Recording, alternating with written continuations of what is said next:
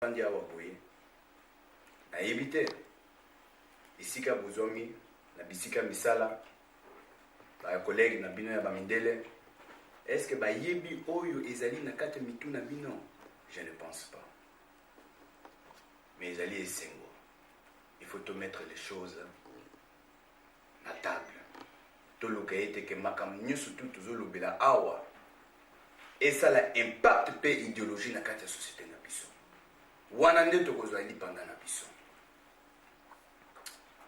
Soki nalobi ete lelo tolongi pamba te esengeli tolonga mikolo nyonso ezali na ntina. Biso lelo tolakisi volonté ya kosangana mpona kobimisa basolution na baproblème na biso. Ndenge tozali boye toza na baobligation oyo mondele apesaka biso mikolo na mikolo. Mosala, ba-rendez-vous judiciaire, makambo ya ndenge na ndenge, bamisusu il faut bakendaka na ba-rendez-vous ya social mpona kozwa mwa mbongo alesa famille na ye moko. Mais nyonso tu wana totia yango pembeni mpo tozala awa. Parce que oppression wana nous en avons marre. Tolingi lisusu te. Tolingi lisusu te ba menace na kata ba vie privée na biso. Soko osali boye te tokokata yo mbongo. Soko osali boye te okolongwa na mosala. Soko osali boye te donc soko totali malamu mutu mwindo akoma na ye kaka producteur pe consommateur. Mais mutu oyo azoko bénéficier na yango ezali nde se mondele.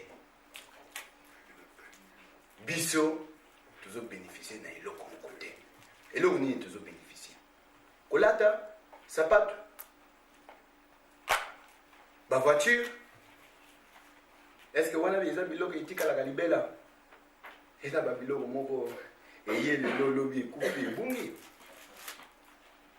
Mais oyo biso toza nango nanu posa ezali nanu dignité na biso. Toza na travail makasi ya kosala. Ngai ndenge naza boye kutu na ba menace oyo nyonso tu nazwa durant ces 3 semaines depuis ka na kota en contact na Papa Kusu nazwa ba menace ndenge na ndenge. Parce que mondele isika afandi bazalaka na eloko moko on dirait ba monaka ba mouvement na biso nyonso tu. Même téléphone oyo tu utiliser ka téléphone tango zo solo na moto zo bimisa mayel na yo na mondele isika afandi na centrale azo yoka maloba na yo. Ali tipo ya za dangereux. Ba kosala nini? Tellement que baza bien organisé na kata société na bango ba koluka kaka nzela nini po baba na kukasi yo.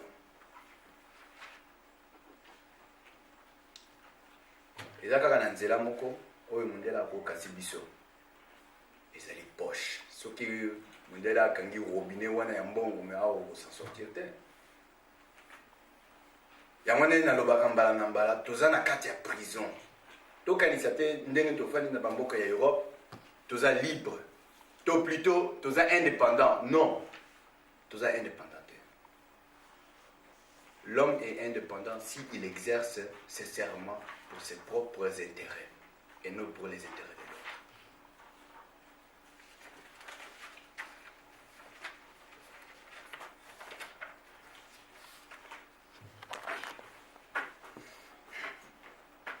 Soki tolingi tozala lipanda esengeli tobanda nanu na kozwa munoko na biso na valeur ndenge papa wabela auti koloba awa. Oyo ayebi Kikongo akoloba Kikongo, oyo ayebi Lingala akoloba Lingala, oyo ayebi Kiswahili akoloba Kiswahili. Entre biso na biso, un moyen de se communiquer. Mais biso kuna tozoganga ete que nous voulons être indépendants, mais lisusu tozo utiliser ba minoko na bango pour se communiquer entre biso na biso.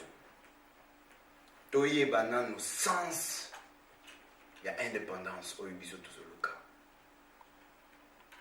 Indépendance, c'est une responsabilité et non une faveur. Indépendance, et l'oublier que yo moko sikoyo manso oyo nzambe apesi yo gérer yango obebisi esili eza lokola bapesi yo entreprise gérer entreprise oyo okomi indépendant ozo gérer entreprise wana moindre erreur asoki entreprise ekufi yo mpe ozongi na chômage.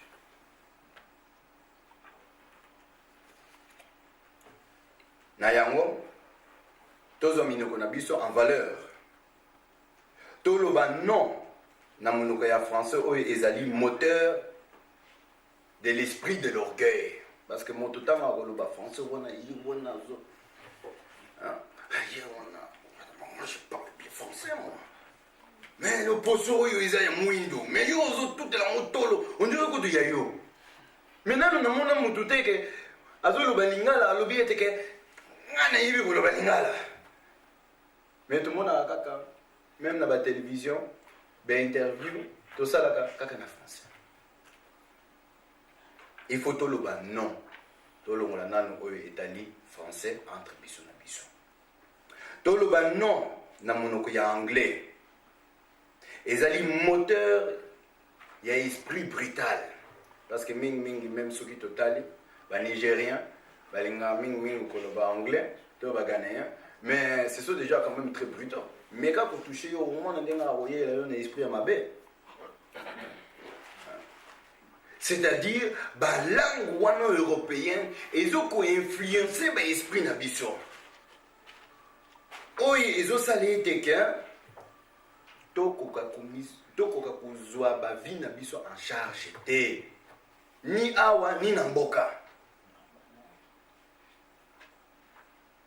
Nalobi lisusu toloba non na monoko ya allemand oyo ezali moteur de l'esprit dominant parce que soki totali malamu allemand oyo alobaka allemand na français atelemi pembeni na ye mais français akobanga moto oyo alobaka allemand mondele allemand zwa ye na pembeni ya français soki allemand atelemi alobi non non langue wana éveiller esprit dominant. Alors, moto moyi ntango tokomona ye te kazoloba tout allemand wana mais akolingaka kaka adomine bandeko na ye. Ich kann Deutsch. Ich spreche Deutsch. Alors, akomona yo ndeko na ye akomona yo pamba. Soki kati na biso tokolobaka minoko wana te nde tokomona ete ke mikolo ekoya grand changement ekokota kati na biso communication ekozala parfait parce que na ngai ndenge nazoloba lingala boba na bino nazo ko se classifier te que classe supérieure classe inférieure de quoi que ce soit rien mais nazo se communiquer en tant que mwana mboka oyo azali na souci ya mboka ngai moko te nayebi ke bino banso bokutami awa bozali na souci ya mboka soki bozalaka na souci wana te me bolingaki bozala awa te autant botangaki na bainvitation botangi conférence sur l'indépendance totale du Congo bamitema na bino ibeti fukaka naza pasteur mavinga otaye koloba mo awa pe nakosi nayoki maloba kitoko awa sikoyo biso sikoyo tokosala nini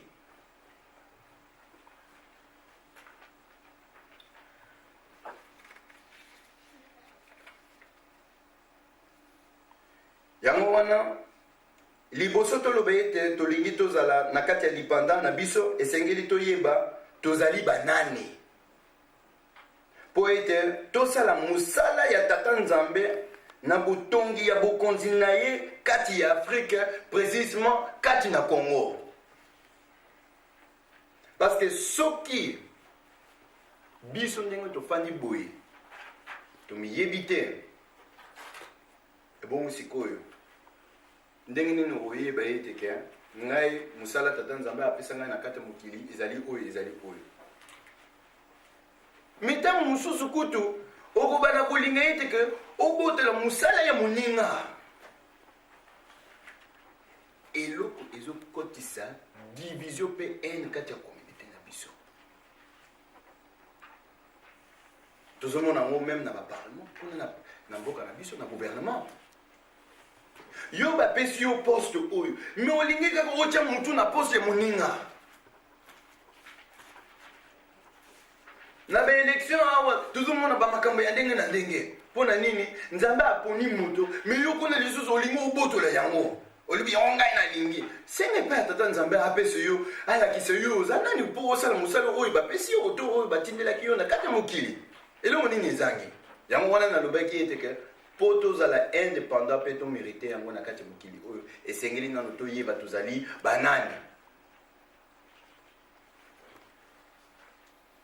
Parce que maloba oyo nyonso tu nazoloba yango na sentiment te mais nazoloba yango parce que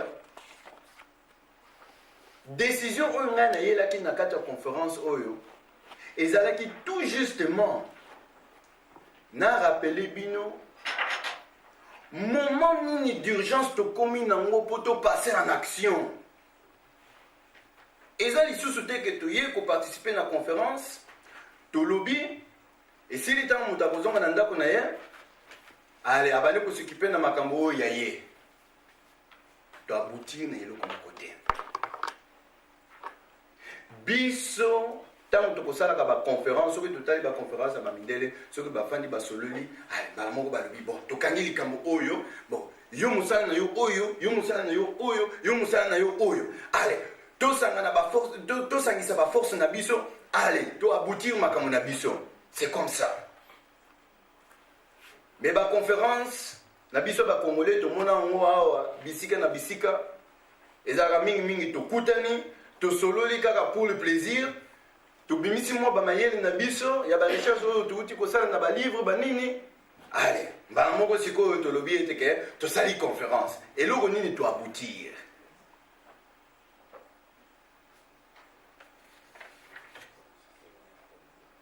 Yango wana na lobi kombi yeba elobi nini komi yeba ezali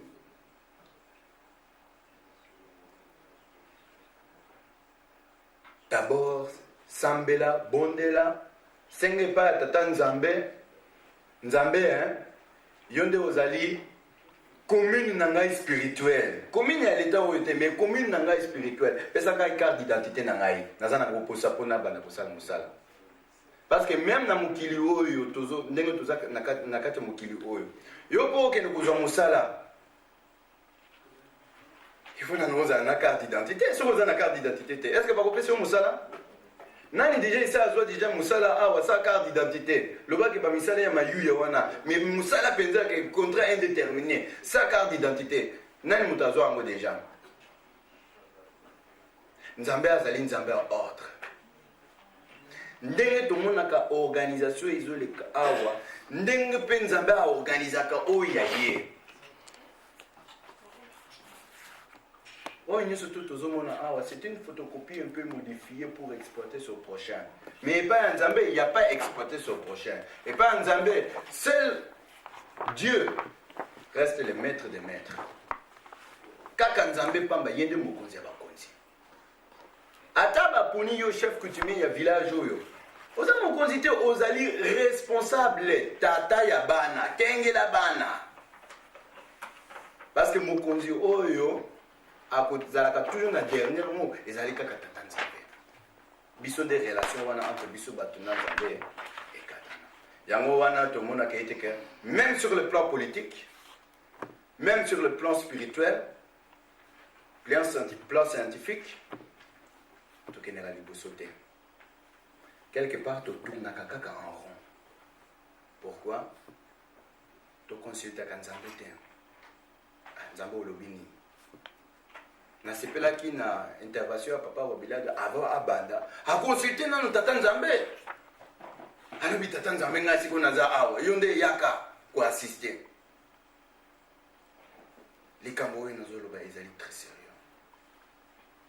Il faut tous en prendre en considération pour toyeba sikoyo koaboutir dans l'avenir makambo kitoko to préparer terrain na kati ya mboka na biso Congo po ete tata Nzambe aya kofandisa bokonzi na ye parce que Congo yango nde ekotia kimia mokili mobimba et puis Congo kaka moko te Congo misato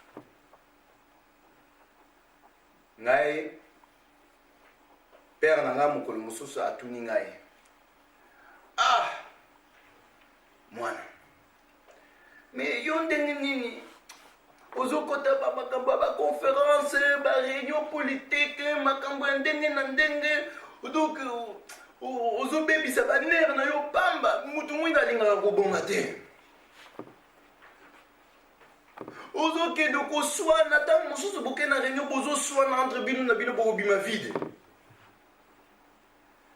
ngai nayebisaka père boye nalobi ngai nabotamaka te mpo nafanda ndenge wana na bana kotala bandeko na ngai batata na ngai to bamama na ngai me naye mpo nasala mosala ya Nzambe ata kuswani ezali ata kutu ndenge nini me ngai mikolo nyonso to nakosengaka epai ya Nzambe bakisela ngai bokasi olobi na oyo elekaki ya mabe nazwi yango solution nazali mwana ya mboka à 100%.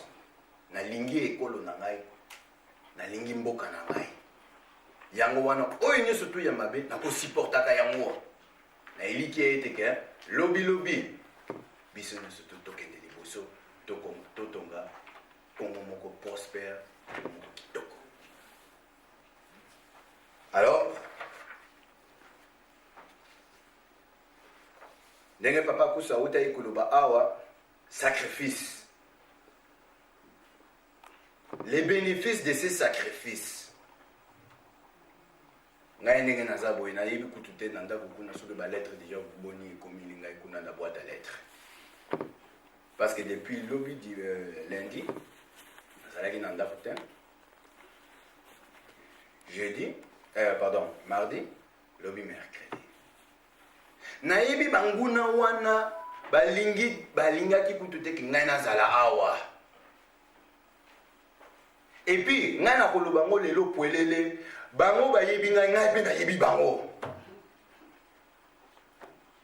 Et le fait que ngai na yebi bango na lobi ete ke ata basali ndenge nini même ceux qui ba komeli ngai lettre ba lobi ete ke okozwa lisusu musala te okozwa lisusu mbongo te problème ezate bino batata bino ba mama bozali awa to travailler biso ni surtout ensemble pour na kotonga ba société na mboka na biso tozwa bisika kuna to longwa na ba prison awa isika tozwami makamnyo surtout ekosila espoir na ngai kaka yango wana soki tolingi yango tobeta maboko.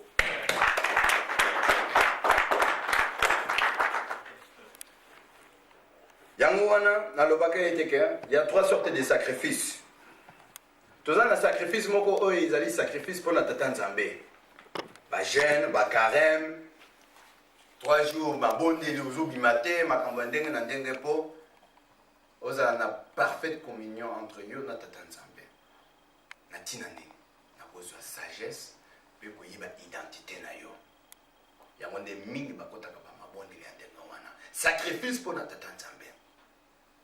Toza na sorte ya sacrifice mususu oyo ezali pona koyokana na ndeko na ye pembeni na ye. Ata ndeko na yo asali yo mabe ndenge nini limbisa ye pamba te yango pe eza sacrifice parce que ozokomi kitisa eza sacrifice. Est-ce que yo okondima ete mwana moke ayeboya afingi yo papa voyou yo pe omikitisa pena olobi mais mon fils pourquoi tu dis ça? C'est un sacrifice. Et là, on est sacrifié na kati wana soko umikitisi dignité na yo. Kaka babiloko oyo Nzambe kutaza na ngoposa te. Parce que Nzambe ya lobi mikitisa Nzambe ye moka tombola yo. Wana pe deuxième sorte de sacrifice. C'est-à-dire mikitisa poboza la en parfaite communion na ndeko na yo. Yango nde ezozanga na kati ya communauté na biso ya bakongolais. Et bongo tokokeni kutonga mboka ndenge nini soki awa nanu boyokani izate et bongo kuna boyokani kozala tozala conscient tolinga sacrifice pamba te yango nde ekomemilaka biso bénéfice awa totangi awa je pense bien toyebi histoire oyo ya ba première guerre mondiale deuxième guerre mondiale soki bato oyo mosusu bachercheur baza na basede mosusu oyo mondele azoloba ye te ke baguerre mondiale wana ye moko aprovokaka yango. Mais lelo bénéfice yango oyo à se sacrifier, à créer trouble pour aider si maintenant azwi yango bénéfice. Mais biso bato mwini tolingaka sacrifice te ebongo tokozwa bénéfice ndenge nini. Biso tolingaka kaka tozwa nzela mokuse kende na yo nzela molai zala na elika ke okokoma na yo. Mais yo olinga ozwa nzela mokuse ntango mpe olinga ozwa nzela mokuse wana okoki kobunga na zamba okokoma na destination na yo te. Sacrifice yango wana sacrifice ya ba comportement na biso ya mabe mingi to affichaka ba comportement ya mabe pona soit ko sauvegarder dignité na biso to ko batela mwa eloko moko boye surtout na ba mama na kati ya société na biso bazali na importance na musala munene nzambe apesa bango. Bazali oyo babengi mumemimaki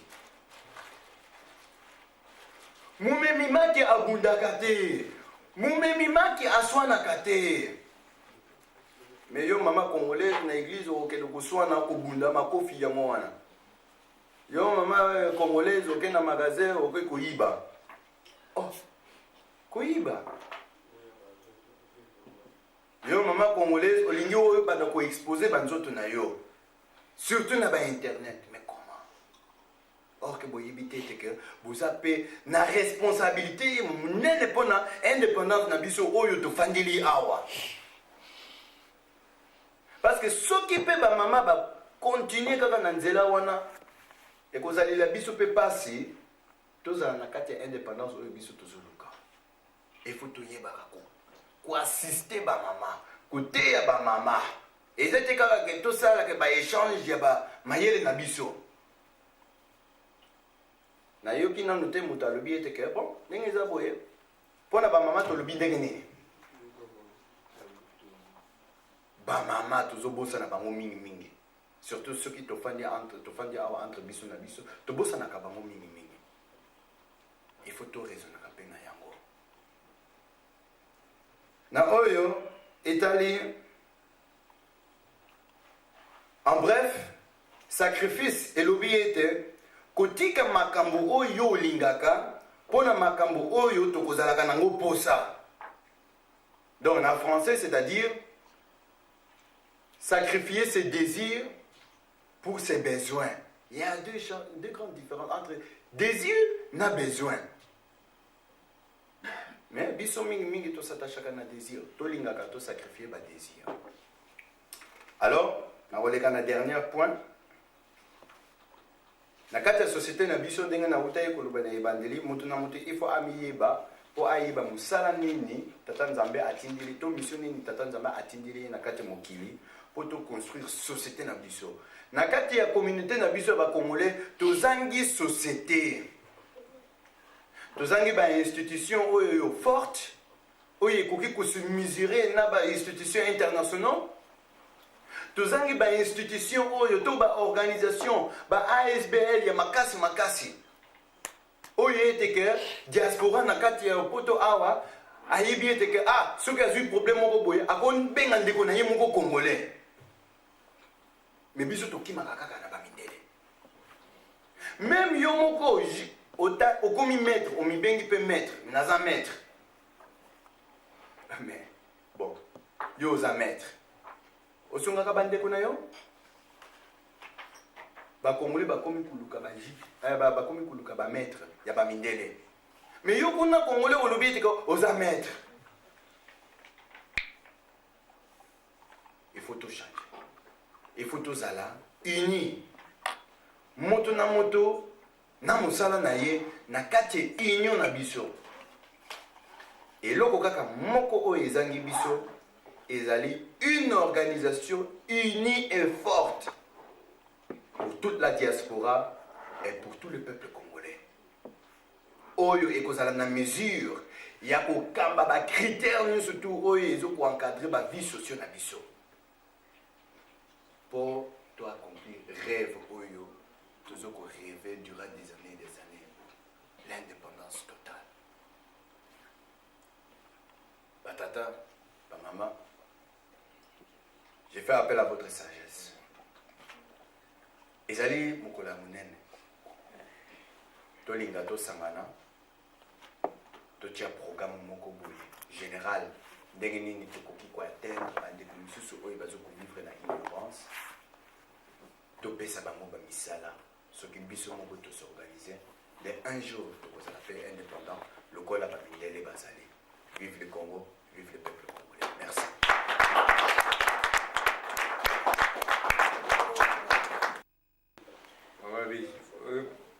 Énergie.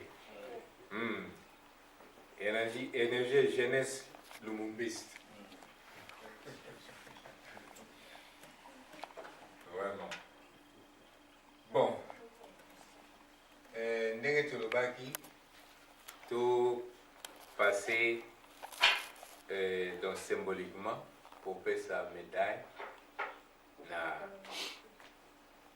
papa Simon Kimbangu. Médaille wana papa pasteur Yambuya mutu akozwango symboliquement et puis akopesa chef spirituel. Et puis médaille mususu ya papa Patrice Emery Lumumba, symboliquement papa Guy Patrice yende mutakozwa médaille wana. Donc ezali esengo mingi mpona kopresente mpenza kopesa papa Yambuya na papa Lumumba ba médaille wana oyo baza na biso awa physiquement. Et puis pe ba fumu nyoso baza pe na biso awa spirituellement.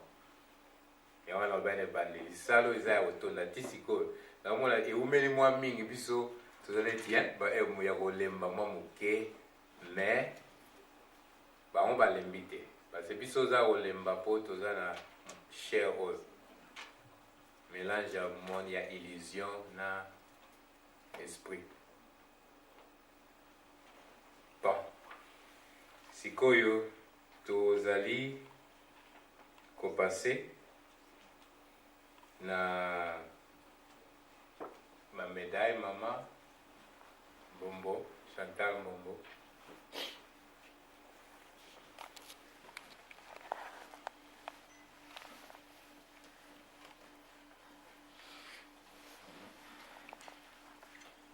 Papa yo vanda nga oye pana yo.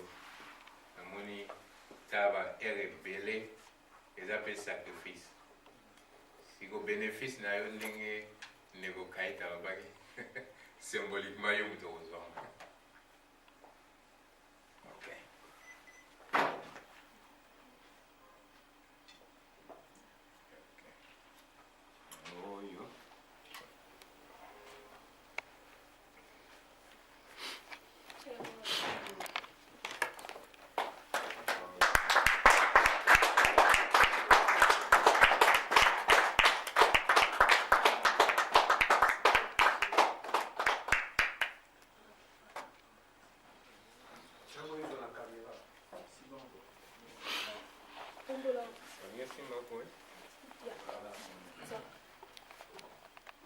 Awa eza symboliquement Afrique parce que tous a parlé si maintenant c'est maintenant Congo mais Afrique.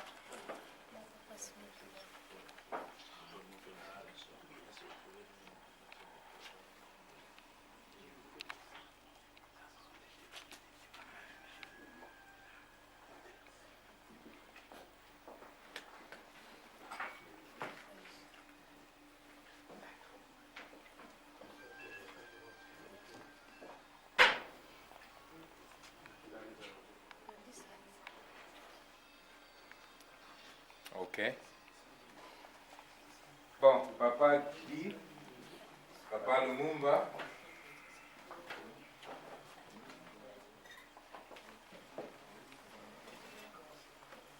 comme donc directement vous allez représenter papa Patrice Emery Lumumba. Mais ça, on est mon aîné.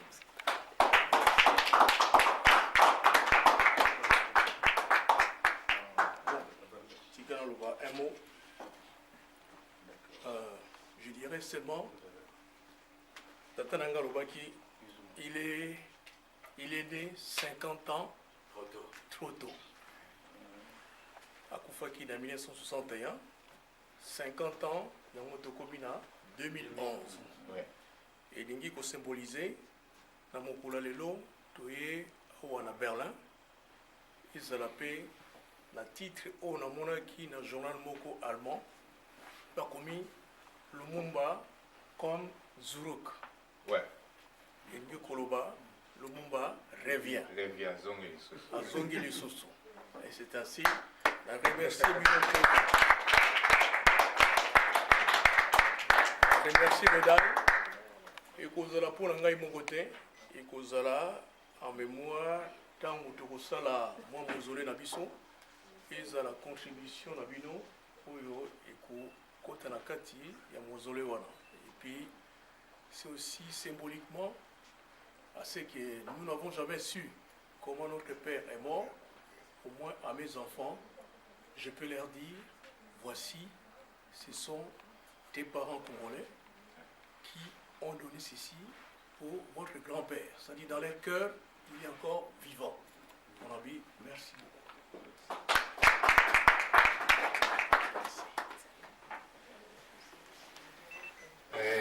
Tozali na... Oui. Papa. Papa. On a comment pas comme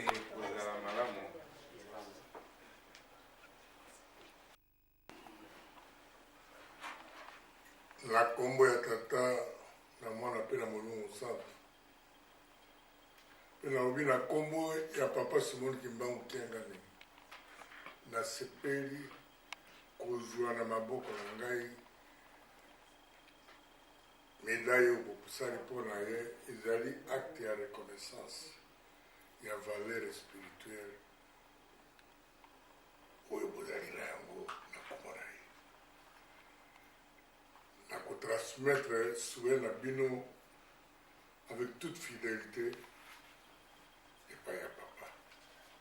Merci.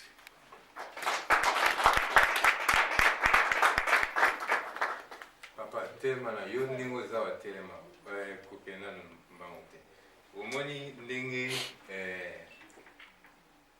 nalobaki il faut toluka koremercier ba légende. Cela veut dire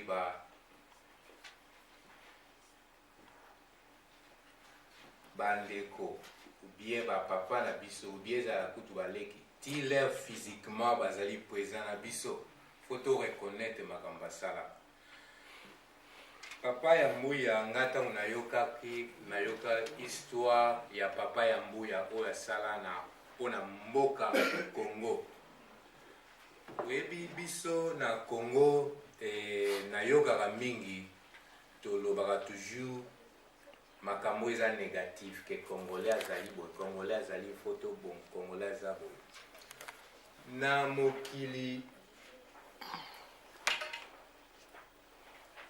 soki okochange réalité ezali na motu ya motu soki moto ozokanisaka ngai nazali moto ya pasi ozala moto ya pasi soki ndenge na situation ya mokili oyo to ya libanda batia biso esprit wana ke biso toza bato ya pasi il faut toya kosenga aide epa na bango tozali sous-développé biso mpe tondimi yango alors ekomi réalité na biso c'est la même chose okochange yango dans une seconde obiki ngai vi na ngai à partir ya lelo nazwi responsabilité ya vie na ngai pauvreté et ça n'existe pas c'est un état d'esprit c'est la même chose riche être riche ezali état d'esprit soki na mutu na yo okanisi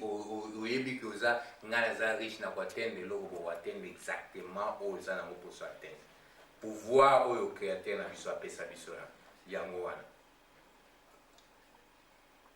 Yango wana lelo namonaki papa ya mbuya nalasiri ye moko ninga telemi peut-être okobetela biso lisolo ya bamakambo eleka avant indépendance na après indépendance oyo eza important eza nini ba exemple positif oyo ya un homme oyo azali honnête ke alingi mboka na ye ke alobi jamais ngai na koteka mboka mpona babiloko materiel babien ya mboka ndenge oyokaki papa Guy Lumumba alobaki papa bayebani na papa Patrice Emery Lumumba kala avant kutu politique existait na mboka Congo.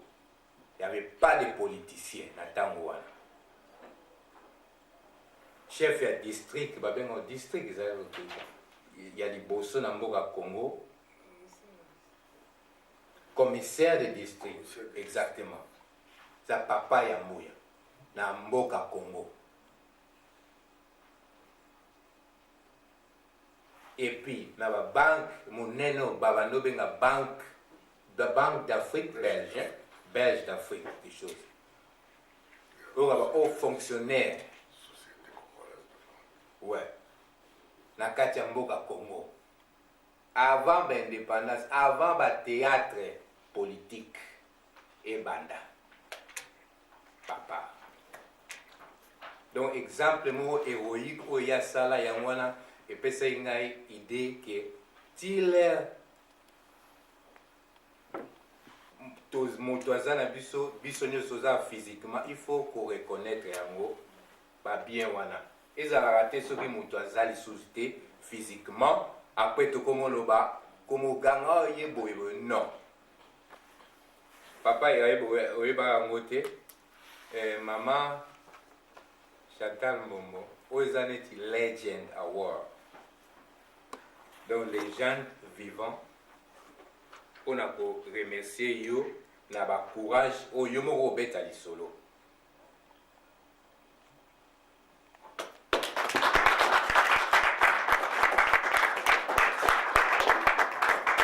Merci mingi papa na nyonso osala mpona mboka.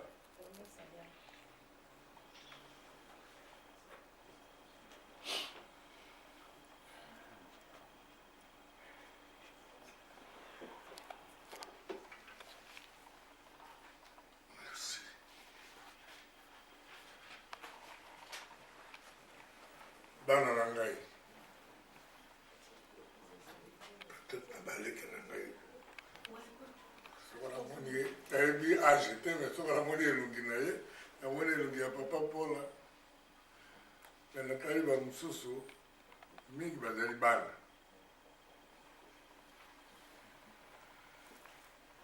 nalingi koajoute likambo moke kaka nsima ya koyoka nyonso oyo nayoki awa baintervention na bino natondi na esengo comme le vieux coco natondi na esengo mpona nini papa alobi makambo apesi ka petite histoire ya misala ngai nasali ezali solo nalobi na bino soko Congo ezali na bato bakoki koloba na Congo je me déclare parmi ceux qui peuvent parler du Congo.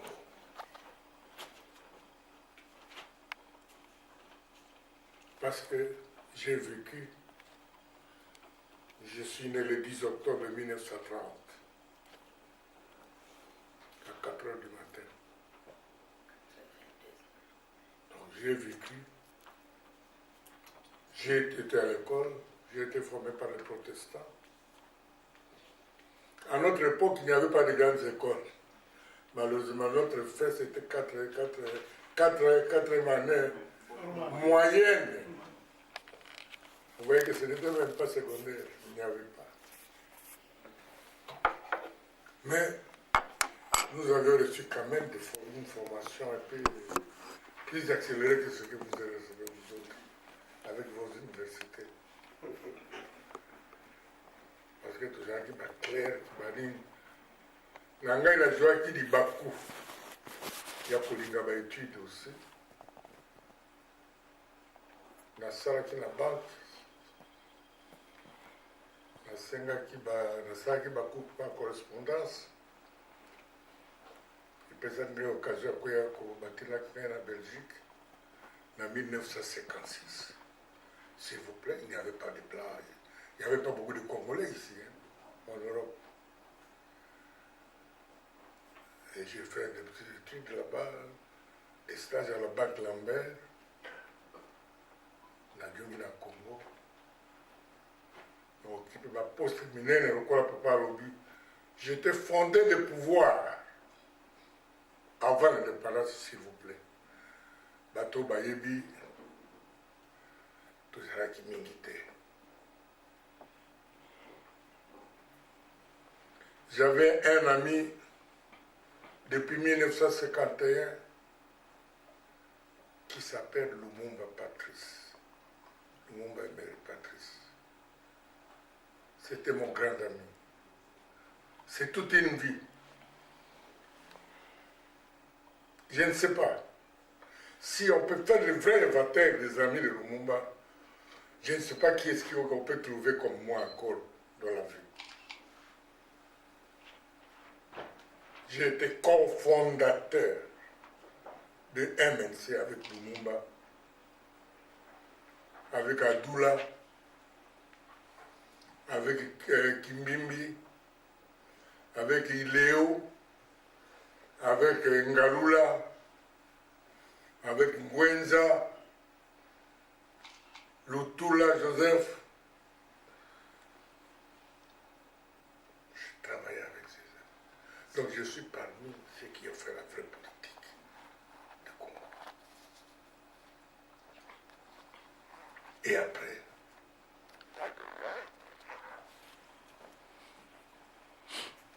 à l'indépendance, Lumumba voulait me prendre, il voulait d'abord que je sois député à ce moment-là.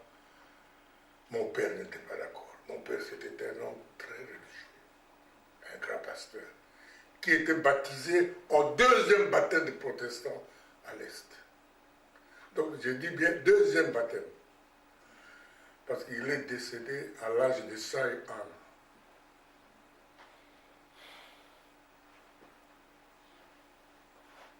J'ai milité avec Patrice et moi j'étais le directeur à la propagande. Vous voyez, tenir une propagande d'un parti comme MNC, ce n'était pas facile. Je sais que vous entendez, excusez-moi, Nayebi malamu était Congolais, les gens sont malheureux pour la Camboumoko parce qu'il y a une histoire. Recherche au Sali de l'or, au fouille bien au Gouloubiao, ils allaient comme moi, ça me fait plaisir. Là, c'est pays vraiment un goût.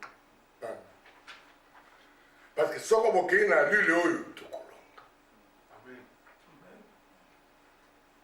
Parce qu'il y a des gens qui annulent. Oyo, ils sont tous là qui n'ont pas de pour l'année de Toko, il n'a pas de la Congo.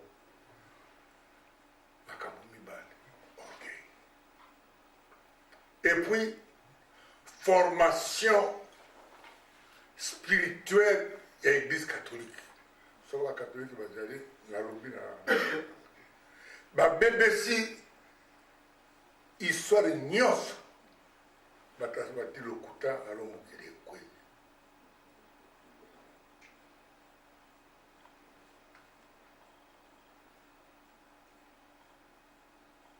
Quand Lumumba akamati kozala président ya MNC abandaka te ye akende na kokotela baninga bazali kosala mosala bazali kosala baréunion ya conscience africaine mais bazalaka incapable kobimisa likambo liboso ya mondele parce que bazali kobanga osoko tobimisi likambo oyo nde ntango baki kopesa lumumba babengi ye kai nakendaka na ye comme ami nazalaka na kati na bango na député comme ami na quartier de 20 mai na ndako ya ileo ntango tozali kokenda kuna nde baluki alo bapesi basali pétition na bango bakobimisa parti na bango patrice alobi o soko biso tolingi koloba likambo mpo na congo tokei na maloba ndenge oyo tokomi baflateur alors notre pétition ekozala na valeur te parce que bakwanyina te surtout bakookipe biso tokosala ndenge nini soko bolingi ete toloba bino bobaki koloba ngai naloba il faut alors tout changer phrase.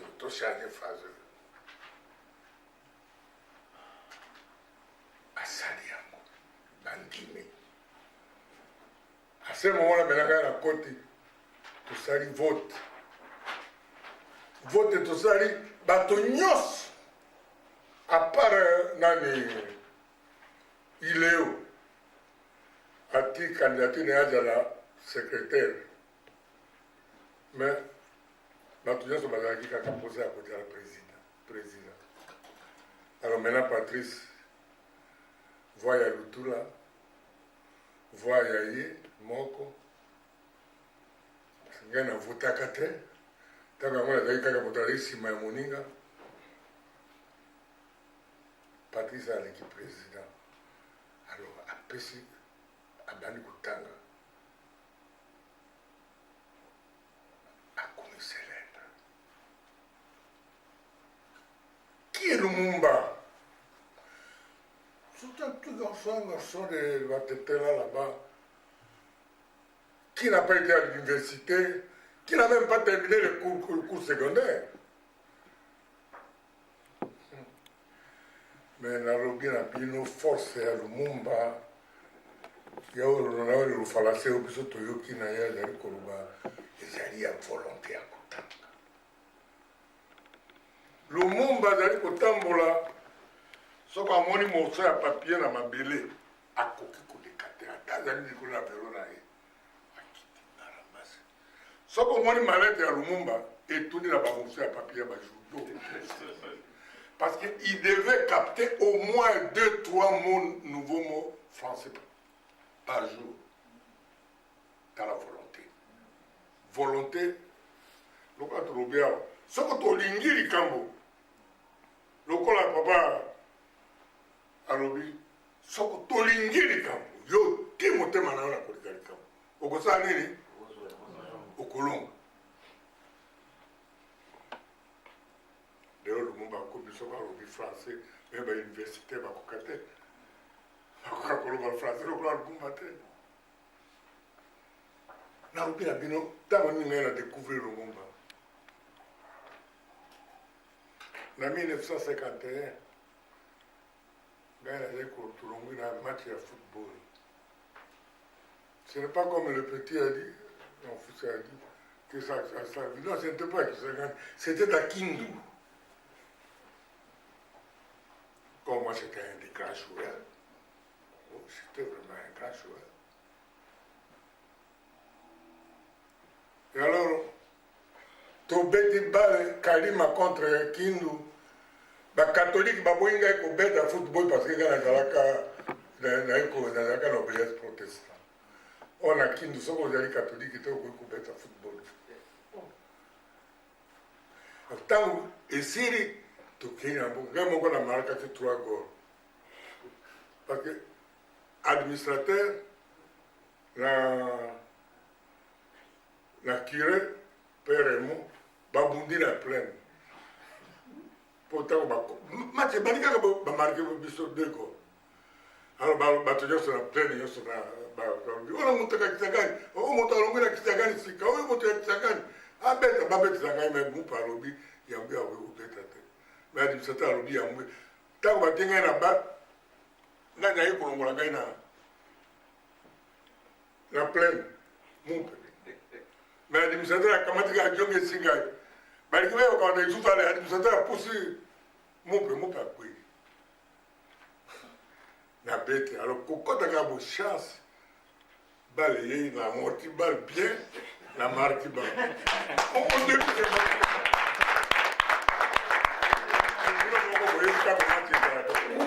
populaire e omweli te lisusu ganti akomi deuxième gol me nakomaki populaire ntango tokei na ndako tokomi na ndako tokuti sentinelle tokomi na ville kuna tozali kovanda na hotel tokomi na 19h na 20h tokuti sentinelle grec moko soko azalaka grec ou portugais na biso te malamu aye kobeta sentinelle na ye yoka wapi ngai j'ai découvert en 1950 il y avait la politique Non. yoka liloba ya moto alobi baninga soko bato moyindo biso tokovanda kaka pamba boyo moto moko apesi sacrifice na ye te mpona kolibere bato moyindo biso tokomona kaka mpasi il faut moto moko abima lokola mbuta kimbangu mbuta simon kimbangu asalaka parce que alobi bakangi ye babomi ye 30 ans asali eloko moko ya matata te mais il faut encore que quelqu'un donne sa vie. C'était au mois d'octobre 1951, mes frères, mes enfants. Lumumba a fait cette déclaration.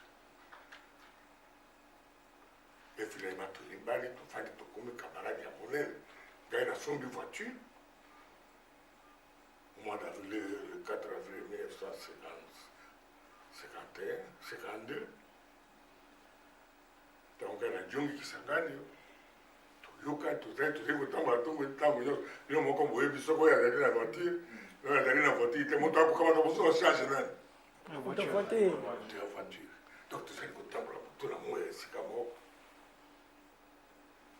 mama Pauline abali mwasi na batindi ye kuna batetela ye biso toyambi ye c'était là donc on s'est dit que c'était un ami personnel tozali kotambola toujours et nuit tosali tozali immatriculé bino bamosusu bayebi te na oyo ezalaki na baklasse ezalaki na biso kuna ya lokuta baimmatriculé badélateur ya carte civile baévolue tala mais biso tokoma deja na grade quand même tozalaki na droit ya kokenda na hotel tozalaki na droit ya kokenda na bamagasin ya luxe oyo moto moyina akoki kokota te